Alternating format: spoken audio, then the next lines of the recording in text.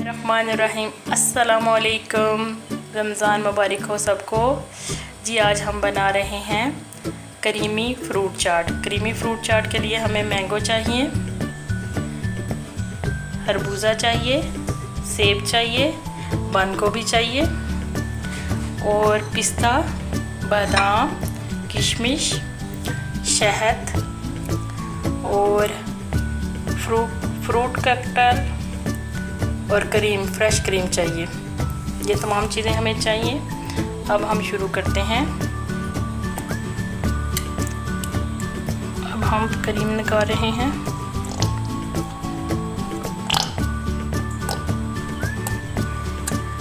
अच्छी तरह इस तरह फेंट लें। अब इसमें हम शहद डालेंगे। शहद को इसमें फेंट लेंगे अच्छी तरह।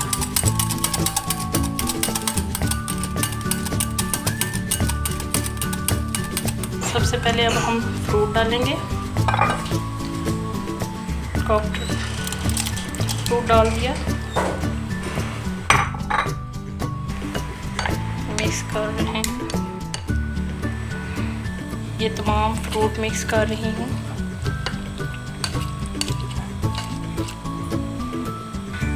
अब हम ड्राई फ्रूट डाल देंगे तमाम। ये देखें जी, फ्रूट चाट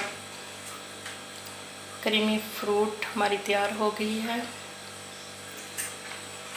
देखिए कितनी प्यारी लुक आई है।